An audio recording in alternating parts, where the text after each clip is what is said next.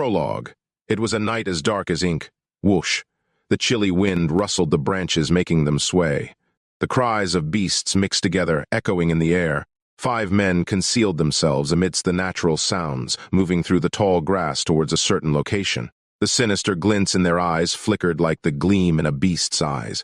At the end of their gaze there was a faint light. Almost burnt out, it cast a soft glow in the surroundings. A campfire, almost dying out, and beside it a sleeping bag, inflated like a bubble, and its owner appeared to be sound asleep, completely unaware of the world around them. Just as I expected, a rookie. One of the men inwardly smiled. To fall asleep without caution in a place like this. If this skilled fellow had resisted, it would have been troublesome. Things were going well. The 5 men exchanged signals. Swiftly, like closing a net around their prey, they closed in on the sleeping bag. The man at the front drew a dagger.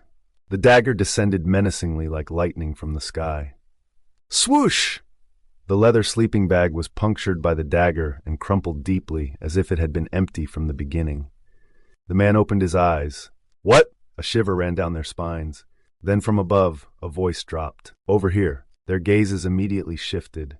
A young boy appeared casually, raising his hand from a tree. He must have been around 16. His youthful face was refined and neat like that of a noble's son. But there was an unusual aura about him. In the moonlight, his face, glowing pure white, had pitch-black pupils that stood out like abysses. They hadn't sensed his presence at all. Goosebumps spread over the men's bodies. You ambushed me armed, so it wouldn't be a crime to kill you all, right? The boy, who had been contemplating for a moment, said. There were 5 attackers in a 1-on-5 situation without any room for doubt. So this would be self-defense, the boy concluded decisively. A boy placed a branch on his bowstring and nonchalantly aimed the bow at them. Watch out for the arrow. With those words, an arrow was released. Is he joking? What could he possibly do with a tree branch like that? Before they could even think about it, the arrow flew at them with lightning speed. Quang, a shockwave as if iron was colliding, resonated through the air. The result was shocking. Ugh! The stench of blood spread. One man's entire arm was torn off, and he writhed on the ground. They were struck by a shock bordering on panic. If a mere tree branch could deliver such an impact, then... It's Viz, one man exclaimed in astonishment. Yes. The boy, who responded nonchalantly, once again hooked a tree branch onto the bowstring. As he pulled back, the next arrow flew. Swoosh! There was no avoiding the invisible arrow. Another man collapsed to the ground without a sound this time. Despair. The faces hidden behind the 3 remaining masks turned pale. They couldn't comprehend what was happening. Overwhelming and crushing strength. Fear swallowed them whole. If you dodge, I'll spare you. Should I give them a glimmer of hope? The savage grin of a predator spread across the boy's face. He hooked another tree branch onto the bowstring. Ah! As they began to flee screaming, he leisurely drew back the bowstring, watching the backs of the men. The boy's lips moved. 1, 2, thwack! An arrow laden with force shot out and cut through the darkness of the forest like a nocturnal predator. And in no time, it pierced the throat of a fleeing man. The boy's lips moved again, pulling the bowstring consecutively. 1, 2, 3, 4. Along with a deafening sound of agony, the air was torn apart. 1 arrow, 1 life. Dull arrows pierced through the darkness in succession. Looking down at the 5th and final man, who knelt and begged for mercy, the boy said calmly, If you had thought of killing, you should have been prepared to die. The last arrow was released. The boy, who had eliminated the 5 attackers from the tree, leaped down to the ground. Thunk!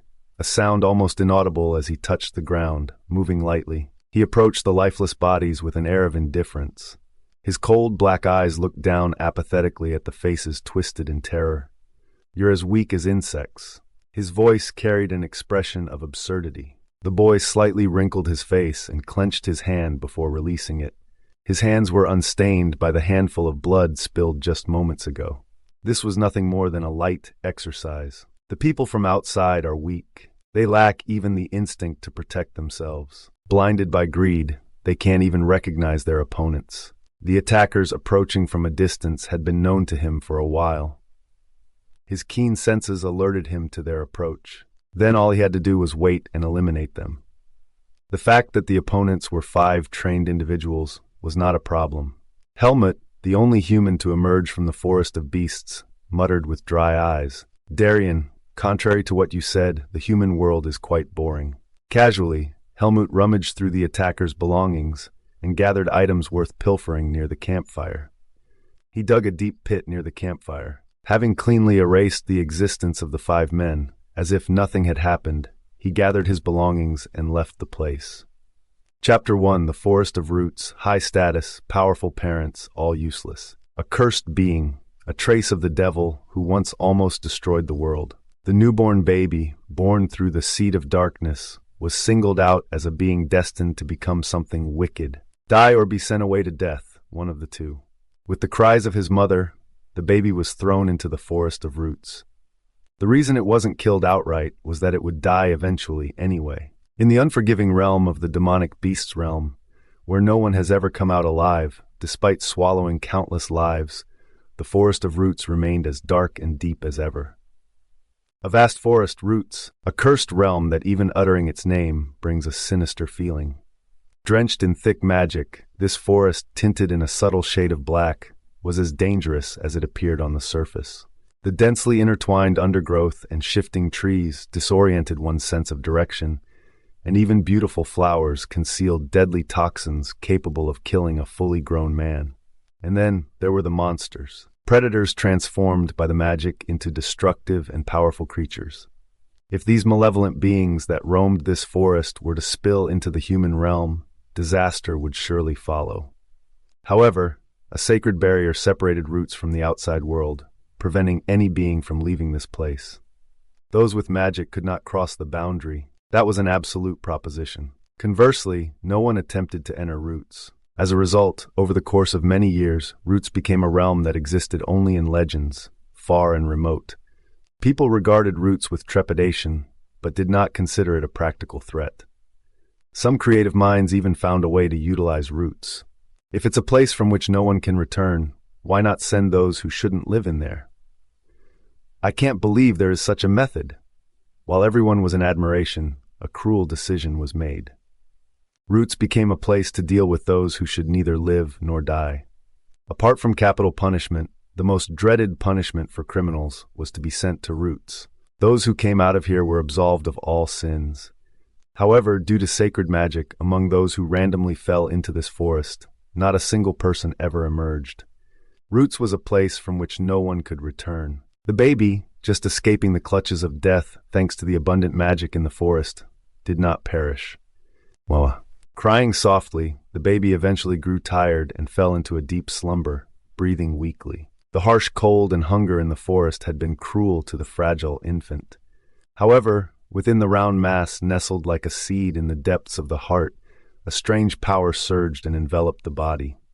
Surviving for 10 days, a time of alternating day and night with nothing to eat or drink, the baby's determination was remarkable. If it had been discovered by a dreaded monster, it would have died on the spot, so one could say luck was on its side. Finally, on the 10th day, the tattered swaddling cloth was abruptly removed, and with a hot breath, a pair of distinctive eyes shone. Crunch, under a flexible spine, 4 sturdy legs extended like columns, with thick claws emerging. The cloud-like spots on the dark fur were so deep that one could hardly tell they were black. The sharp teeth of the fierce beast gleamed in the moonlight, a giant leopard radiating a brilliant white light. Yet the size was enough to make even those who had seen many things faint. The long, sharp fangs were threatening enough to tear apart the tender flesh in front of these eyes in one swift motion. However, despite having a prey right in front of her, the leopard hesitated. It was a baby. There was no fear to be found in his gleaming black eyes. Not crying in front of a beast like this was a remarkable feat. Innocent pupils. The leopard extended her tongue and tasted the baby. Its rough tongue gently brushed against the delicate skin. The baby was surprisingly calm. When the fragrant and savory scent tickled his nose, he smacked her lips. After briefly hesitating, the leopard lifted the baby with her tail. Instead of crying, the baby burst into laughter. Whether the leopard intended to take the fresh delicacy to savor it, or had other thoughts, that determined the baby's fate. Elaga, the giant leopard that claimed a part of Roots's forest as her territory, took the bounty in her tail, and leisurely returned to her lair. Chapter 2, Part 1. Helmut remembers the warm touch that enveloped his face, the woman who shed tears with compassionate eyes. She was a beautiful woman with long golden hair. Teardrops fell from her gentle blue eyes. The woman called out a name that she would never call again. "Helmut! Helmut!" The child instinctively realized that it was his own name. Soon, rough hands forcibly took him from his mother's embrace. Heart-wrenching screams pierced his eardrums. Before being dropped into an unfamiliar place, the child engraved his name in his mind. When he could pronounce his name properly with his tongue, he would point to himself without forgetting. "I am Helmut." Elaga, a leopard with intelligence who has lived for a long time, asked a question as if she were absurd. "Arrogant kid, do you want your prey to call your name?" "It's Helmut." With a determined face, the child repeated stubbornly, "Why didn't I eat that thing after bringing it here?" Elaga growled irritably, sensing that something was amiss. Without showing any fear, the child stared intently at the big leopard that had only revealed her fangs in front of him. It's the leopard that looked after him by giving him food and a warm place to sleep, and cared for all this time. Even when she growled, he didn't become frightened. Elaga roared, "Ka!" And then, a moment later, he reluctantly said, "You can't eat this, human." "Helmut." "Got it. Yes, your name." "Helmut." The child looked at her with a somehow satisfied expression. Helmut was a peculiar child. Influenced by the darkness inside him, he awakened his intellect early on and developed his body faster than an ordinary human child. The unusually mature Helmut didn't cry loudly or whine. With jet-black eyes and a contrasting white face, he was just as handsome as a girl. Perhaps recognizing the one who provided him with food, Helmut strangely felt attached to the threatening, giant leopard from the beginning and followed him around obediently. Whether she observed his surroundings while pouncing or played around, when he got sleepy, he didn't care whether Elaga threatened or spoke to him, and he slept clinging to her fur. Elaga chuckled. "You adapt surprisingly well, don't you?" Perhaps he was born with such a personality. "Well, it's good that you don't cry annoyingly." Elaga thought comfortably. Among the monsters she only dealt with annoying creatures with sharp eyes. The tiny and fragile human child seemed somewhat cute. He's a bit of a hassle, but he's cute. Watching the little one's actions with a small smile on his lips, it felt a pleasant satisfaction. When the one who used to crawl on the floor suddenly started running, it also felt a sense of pride. However, from the moment Helmut's mouth opened, Elaga realized that the little one who had been a bit of a hassle was actually very annoying. It was convenient to throw food to him, and when he was sleepy, he slept. But the growing Helmut, who was growing up healthy, didn't seek rare affection or love from Elaga, but he wanted something else. Helmut was curious about many things.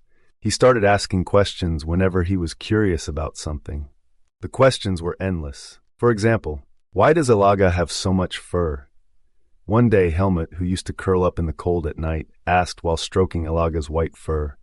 Elaga proudly showed off her carefully groomed fur every day and replied, "Because I'm a leopard." "Why do leopards have so much fur?" "To preserve body temperature." "Then why I don't have fur?" "It's cold." "Because you're a human." "Why don't humans have fur?" "How should I know that?" Stop asking annoying questions. Chapter 2, Part 2. The conversation ended in the typical fashion, with Elaga losing her temper. Patience was never a virtue for a creature like Elaga, who was a monster from the beginning. However, Helmut didn't give in.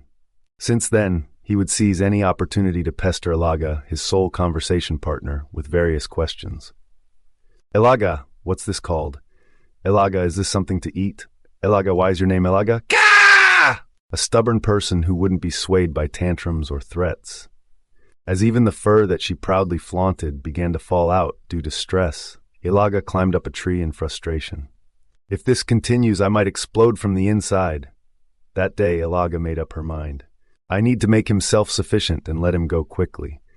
However, it took longer than expected for Helmut to become self-sufficient. The growth of the human child was slower. Time passed like a snail until he could stand and walk on his own. Left alone, he might die at any moment, so he had to be fed regularly, and he continued to pester with questions. Elaga also understood that learning was part of growing up. Humans grew up with learning, But Elaga was sincerely suffering. It felt like her lifespan was decreasing within the endless cycle of parenting. Elaga was a monster, and monsters don't usually care for children. They don't nurture them. But she took care of Helmut. Why? Nobody knows why. It just happened naturally. Sometimes the flow of things has a certain inevitability. Elaga had become accustomed to the shackles of parenting. The little one had grown quite a bit, as much as a mouthful more. One day when Helmut turned 10, he said to Elaga, "I want to try hunting too. If you learn to hunt, you can fend for yourself, right?" Yes, Elaga readily agreed. Choosing a target was not difficult at all. In Elaga's vast territory, there were creatures big and small coexisting. Thanks to Elaga's implicit tolerance, the forest of roots was vast, but the monsters couldn't venture beyond the sacred boundary. When the strong ones growled and dominated their territories, the weak ones had no place to go, so they naturally shared their territories. The powerful monsters that ruled large territories would watch each other, but territorial disputes were between predators, not the birds or mice that passed by. Of course, Elaga's territory didn't look like a peaceful pasture. Underestimating it meant inviting a challenge in the Pahai forest. Monsters transformed from wild animals were a good source of food. Elaga hunted them and fed Helmut. At the age of 10, Helmut knew a lot about the forest of roots, especially where he himself was in the forest. If Elaga hadn't masked his scent, he would have been eaten without a trace.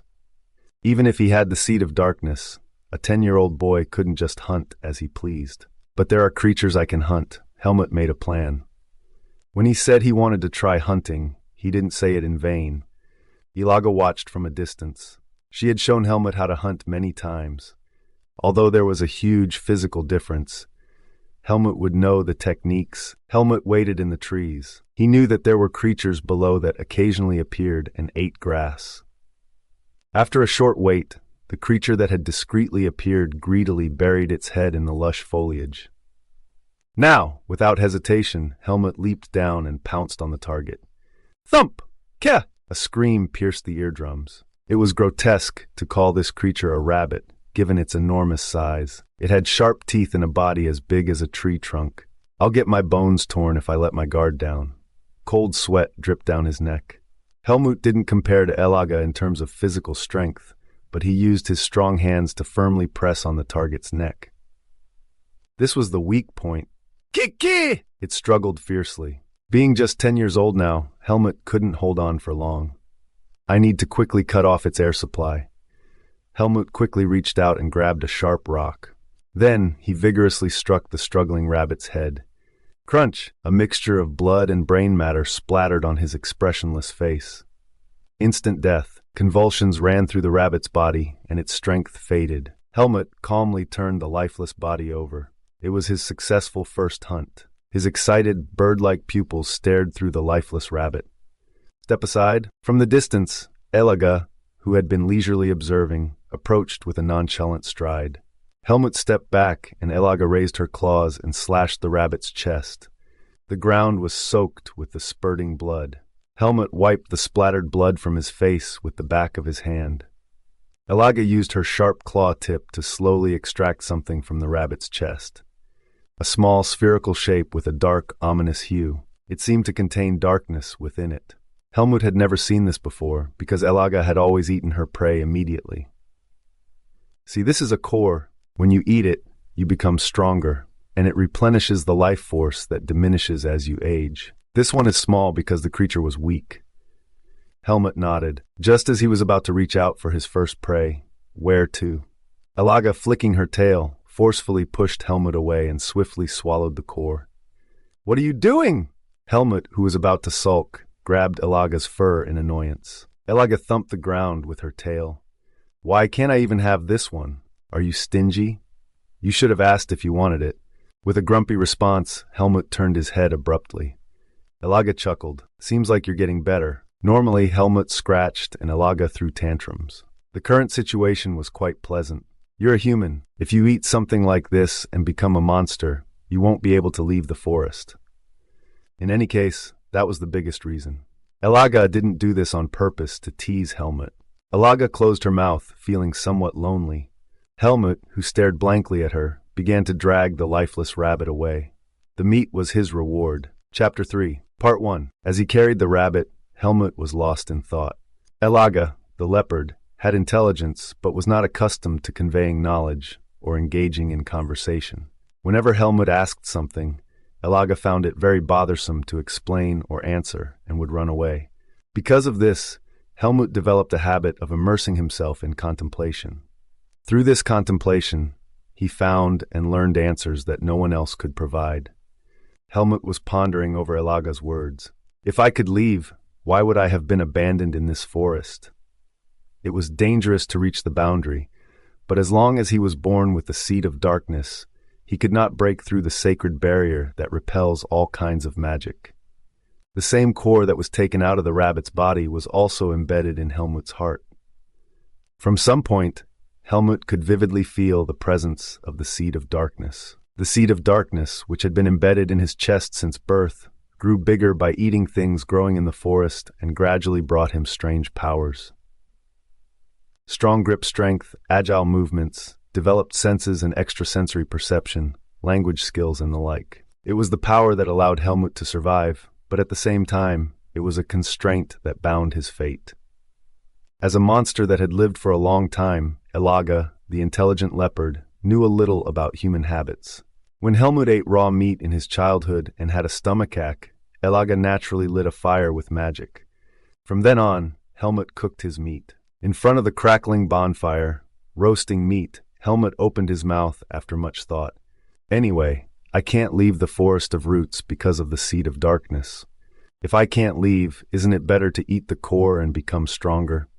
That would be realistic. Looking at the bonfire, Elaga spoke in a low voice. You can leave. How do you know? At the questioning gaze, Elaga chuckled. Just because you haven't seen anyone leave, you think you can never leave. I said you could leave. Who told you that? Somewhere to the east of here, a human I met. Helmut's eyes shook from side to side. He was surprised. It was the first time he had been so surprised. A human? Helmut had never seen a human other than himself since he was born. The forest of roots was vast, and the locations where humans were sent from the outside varied. Even if they harbored the seed of darkness, most babies die within a day or two. Exiled humans last a little longer. The number of surviving humans was extremely small, especially around Elaga's territory. It was difficult to survive because there were many fierce monsters. The reason Helmut survived was purely due to good luck. Elaga raised me, so Helmut thought of Elaga as family. But even so, Elaga and Helmut were not the same. They were different from the root. Elaga belonged to the forest of roots, but Helmut sometimes felt a sense of alienation in the dark and rough forest of roots. It felt strange to have to stay here forever. Perhaps it was because he was human. Are you going to look for him? Don't even dream about it. That human must be dead by now. How can you be sure? Annoyed by the persistent questioning, Elaga swung his tail and broke a branch, because that human was old. At the gaze looking up at him, Elaga spat out as if annoyed. He was an unusually strong human, but in this forest of roots, no matter how strong a human is, they can't withstand the magic and gradually weaken. He wasn't like you, having the seed of darkness, so he wouldn't have lived long. I saw him long before you appeared, so he must be dead by now. Tell me where you last saw him. Why, now that I've raised you, you want to go find a human? You ungrateful creature. I have to live on my own when I grow up. I'm 10 years old now. 10 years old. If you compare it to a leopard, he was a fully matured male. But in Elaga's eyes, Helmut was a little bigger than a bean. Elaga was taken aback. You're a human. Humans have a long way to go to grow up. Anyway, that human, let's see. Elaga was racking her brains. In fact, she had completely forgotten about it until now. He must have been about 90 years old. Humans live up to 100 years, you said. Where did you see him? The reason Helmut was persistently asking was nothing special. He was just curious, a human who might still be alive. A human he had never seen since he fell into this forest. He's bothering me again. If I don't tell him, he'll keep bothering me. Elaga finally opened her mouth. I don't know if he's still living there. If he's not there, I'll come back. Elaga said he was strong. In the forest of roots, where monsters are frolicking, a human who is strong enough to be recognized by Elaga. He was suddenly curious. A strong human without the seed of darkness. Even with the seed of darkness, Helmut was weak compared to the monsters in the forest. Helmut was curious about his strength. How can a human be as strong as a monster? Do as you please. In the end, Elaga, who lost her temper, told him the last place she saw that human. It was a 3-day walk for Helmut. It was a direction he had never been to before. Even if you die on the way, I won't know. Elaga turned around and sat down. Helmut, who got up, glanced at Elaga and started walking in the direction it had mentioned. Chapter 3. Part 2. Helmut walked very quietly, without making a sound. Without Elaga's protection, he was nothing more than strange prey in this forest full of monsters. The first thing Elaga taught him was how to hide his presence.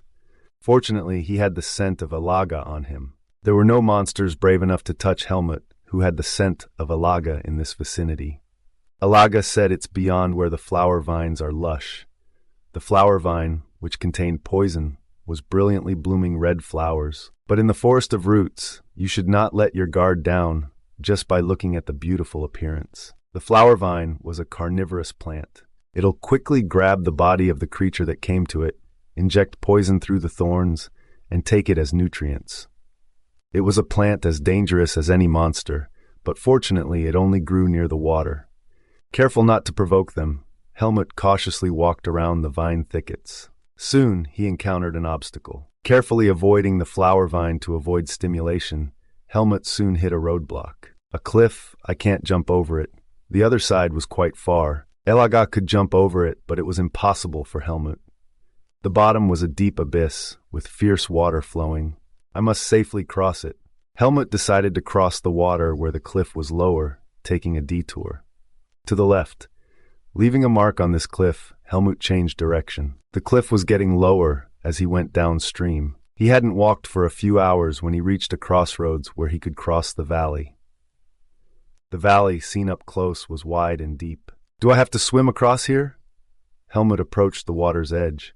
The current was not strong. The transparent valley with a green tint was clear enough to see the bottom. The temperature of the water would be as cold as ice. Wait! Helmut, who was about to throw himself into the water carelessly, stopped abruptly. He felt a chill down his spine. It was a sensation that stimulated his instincts. That sensation had saved Helmut several times before. Helmut took a step back and looked into the water. He felt a gaze watching him from under the water. A familiar gaze. It was the gaze of a predator. Splash! Suddenly something exploded out of the water. He threw his body to the side like lightning. Splash! It violently covered the place where Helmut had been. It was a green fish similar in color to the water. The creature, the size of Helmut's torso, was wriggling, revealing sharp and dense teeth. It fixed its gaze on Helmut, opening and closing its mouth, trembling with regret. Eyes crazed with hunger, chills ran up his spine. Helmut, who had picked up a sharp stone from his waist, struck the creature's head. Crack! The fish was shaking its tail and took its last breath. It had sharp teeth, but it was a monster of a weak species. Helmut, who let out a sigh of relief, took a few steps back from the water's edge. There's more than one. He felt faint signs in the valley water. Numerous monsters of the same species as that creature were targeting him. How do I get across? If he goes into the water, he will be torn apart and die. If he goes upstream, the width of the valley might narrow. He would have to go against the direction he had come so far, but that would be safer. But if I leave Elaga's territory, the monsters will target me right away. If he goes a little further in that direction, he will leave the territory. Looking at the width of the valley, he would have to go a long way to reach a place where the waterway was narrow enough for him to jump over. The risk would increase. Helmut's eyes became serious. It's too early to give up. If he goes back like this, he will only receive Elaga's ridicule. There must be a way. Surely Helmut was just a young boy. But human strength did not originate from a weak body. Unlike monsters born with strength, humans have a way to complement themselves with something else. As he calmly looked around, his gaze fell on the flower vine nearby. A good idea came to mind. The efficacy of the poison contained in the flower vine is to paralyze the body and lose consciousness. Will it still be effective if it's diluted in water? He picked up a sharp stone and sneaked up to the flower vine. In response to the vibration, the thorny vine moved slowly. No matter how fast it moves, it's a plant. Before the vine attacked, Helmut moved first. He caught the end of the vine and cut it off with a stone knife. Crack! A bluish liquid flowed out from the vine. Having severed the vine several times through the same process, Helmut obtained a sufficient amount. The vine, which had rapidly reduced in size, withered away and died. Chapter 4, Part 1. If I get injured, I might get poisoned too. Living in the forest of roots had given Helmut some immunity, but he didn't know if the venom could seep in through a wound and make him lose consciousness underwater. He had to be careful. Helmut carefully examined his body. Superficial scratches were nothing to his tough body. Good. First, he made a cut in the vine so that the poison flowed out well. Helmut first threw a pile of vines into the water. It was a moment when the water flow was high and then flowed. The movement of the fish noticeably slowed down. It seems to be working properly. Being underwater creatures, they probably didn't have much immunity to the poison of the flower vines. Helmut held the remaining vines and slowly stepped into the water. The water quickly reached his waist. Even though they were twitching, the paralyzed fish could only roll their eyes and couldn't attack. Helmut calmly watched them as he continued walking. When the water submerged up to his neck, Helmut swam with the vine tucked in his side. His body naturally floated on the water. It seemed like he could cross smoothly like this. However, as he approached the shallower point on the other side, his foot accidentally slipped. Splash! With a loud noise, Helmut, who was about to collapse underwater, quickly lifted his other foot. It was a chilling sensation. Helmut hurriedly looked down. The ground cracked, and white teeth opened their mouths. It felt like waking up from sleep and seeing a ghost right in front of you. The blood in his body cooled down. Helmut urgently pushed the pile of vines he had into the water and beat on the water's surface. He struggled and headed for the shore, but the creature that swallowed the vine, chewing and swallowing it, quickly rose. It seemed that the venom didn't work on the creature. Swoosh! The strong current shook Helmut like a fallen leaf on the water's surface. He barely managed to hold on and not get swept away. His whole body stiffened in the torrent that hit him like a wave from behind. A life-or-death moment. Splash! Something heavy like a meteorite hit the water surface. A tremendous baptism of water hit Helmut. Helmut fell straight to the shore. Ugh! For a moment his consciousness turned white due to the impact. The huge figure that had fallen onto the water's surface shivered as if it had just awakened from sleep. Ah, refreshing. Helmut, who regained his senses, spat out the venom-mixed water from his mouth. He straightened his shivering body and muttered with mixed feelings. Elaga? She was a huge leopard with a fierce magic power rising all over her body. The deep magic emanating from her body almost made the fish faint, and they scattered in surprise. What are you looking at? I came to take a bath. Elaga's tail slapped the water surface with a bang. There was no way Elaga's body would be submerged at that water level. The valley where Helmut had been floundering looked like a shallow spring. Elaga, looking down at her feet, opened her mouth wide. A fish I've never seen before. Looks tasty. She put his head into the water. A cloudy splash like a water spray occurred. Soon, the green water surface turned a dark red color. Elaga emerged from the surface again, licking around her mouth. Tastes decent. While Helmut watched Elaga approaching, he clasped his face. Really, I almost died.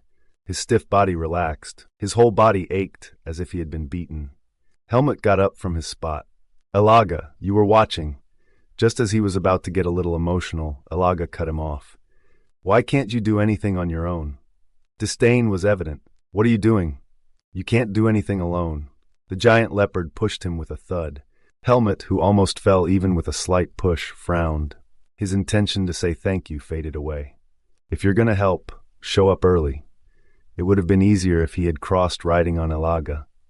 Helmut was disappointed, but he didn't say it out loud. If he said it, Elaga would get angry, thinking that he now considered him a ride. I'll go first. Helmut, who waved his hand, left the spot as if nothing had happened. Do you want me to follow you now?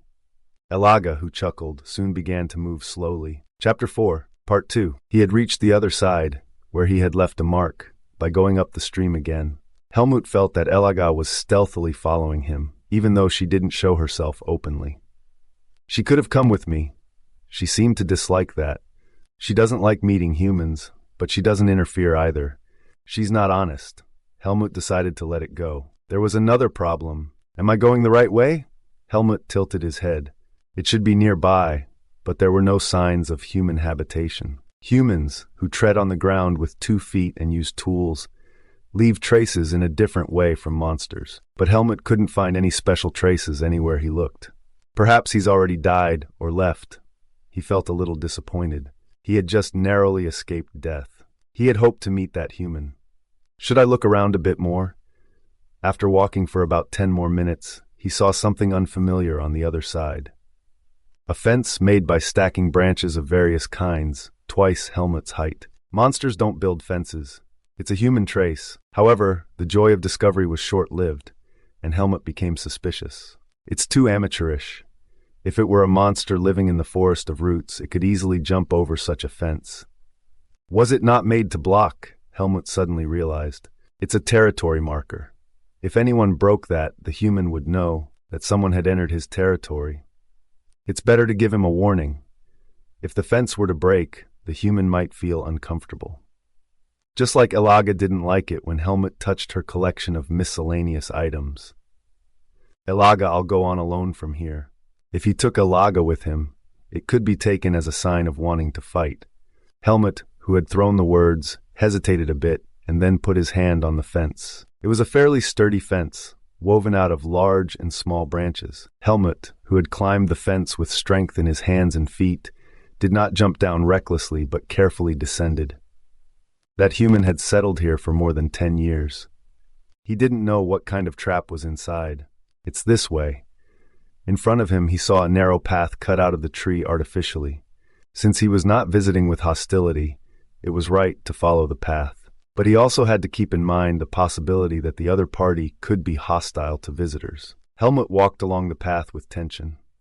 The surroundings were eerily quiet, strangely so. The feeling is strange.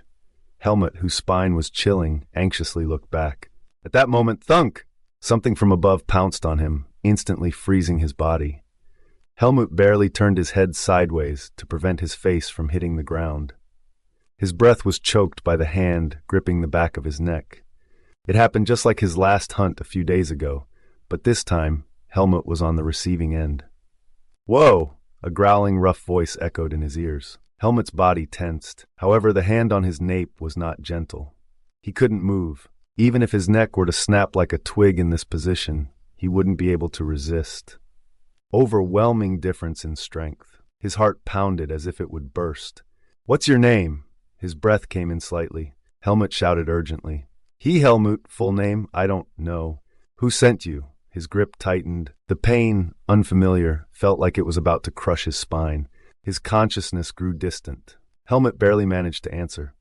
I came on my own. The hand that had been holding the back of his neck disappeared in an instant. Helmut rolled to his feet. A cold blade touched the end of his neck. Don't attempt any futile tricks. The bearded, wrinkled face was that of an old man, but his eyes were as fierce as a beast's. A muscular giant of a man, strong enough for Elaga to describe as a strong human. A shiver ran through him. Helmut trembled. Truly, a strong human. Helmut, who had been abandoned in the forest of roots as a baby, had received Elaga's protection, but he was familiar with the fierce gaze aimed at him. However, the pressure he felt from the figure in front of him was truly suffocating. Whether it was hostility or anything else, it didn't matter. It was an overwhelming pressure that defined his existence.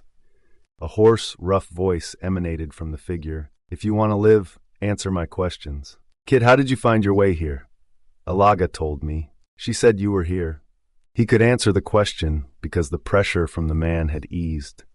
Helmut blurted out urgently. Elaga. The figure, as if pondering the name, furrowed his brow. The sharp aura around him gradually softened. After some thought, the man asked, Why did you come looking for me?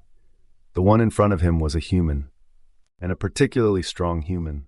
Helmut was curious about the fact that another human existed nearby. But strangely, Helmut was unable to respond to the stranger's words. The reason for coming, curiosity led him, and he met him. What do you want to do after meeting him? To become independent, you learn how to hunt, ask questions, think and learn. Until now, Helmut had lived a simple life. Helmut, whose purpose was to meet him, lost his purpose after he met him. No, he didn't lose it. There was something essential beyond the curiosity that led him to him. As if he knew it, as if he didn't, some words got stuck in his throat. The reason for coming to him. Hot confusion seized Helmut. Chapter 5, Part 1. Speak! The stranger didn't let Helmut remain silent. Even when dealing with a 10-year-old child in the forest of roots, one must not let their guard down. The blade that had been slightly away from his throat now pressed against it. Helmut hurriedly spoke. I've never seen a human here before. Helmut is 10 years old. So far, the only one he has spoken to is Elaga. Expressing what he thinks and feels in a plausible way is a daunting task for Helmut. However, the meaning of his brief words seemed to be understood. The stranger sheathed his sword. He didn't seem pleased to see Helmut. With a look of annoyance, the stranger waved his hand. Get out of my territory. No! The stranger looked down at Helmut, who stubbornly retorted with an incredulous look. If you miss the warmth of humans, you've chosen the wrong person. What is the warmth of humans? Does it mean that humans are warm? Helmut asked out of curiosity. He couldn't understand such an abstract expression. The stranger scrutinized Helmut with a penetrating gaze, an observing look. Are you a human born in this forest? No, I was sent here after I was born, probably because of the seed of darkness. Yes, most children would have been killed outright, so you must be of noble status. Helmut tilted his head, unable to understand what noble status meant. What Helmut knew about the human world came from the sporadic words thrown by Elaga. His knowledge was limited to the brief moment he spent in his mother's embrace, and the memories of that time, holding only trivial knowledge. Whether you're the child of an enemy or an ally, all destinies belong to the past. You owe that leopard. Not bad. The stranger, muttering as if talking to himself, suddenly asked, Do you have something to prove your status? Something to prove my status? When Helmut repeated the question word for word, the stranger raised his eyebrows. It was a frustrated look, as if looking at a child just learning to speak. It's something you had when you were thrown into this forest. Helmut searched his memories. There might have been something else besides the loincloth that wrapped around him. Elaga would probably know, but given her nature, she probably didn't keep it well. I'm not sure, meaning he wasn't certain. The stranger nodded his head as if he hadn't expected it. I never thought I'd have a human guest in my lifetime. But since you're here, let me ask. And he asked Helmut with a heavy gaze. Do you have a wish? It sounded like he would grant it if there was a wish. Helmut swallowed dry saliva. It was a difficult question because it was vague. Helmut blurted out as best he could. He hadn't expected those words to pop out of his mouth. I want to leave the forest. According to Elaga's words, this human might know how to leave the forest. Helmut hadn't thought about it until now. But the moment he let those words out of his mouth, a heavy lump hit somewhere inside him.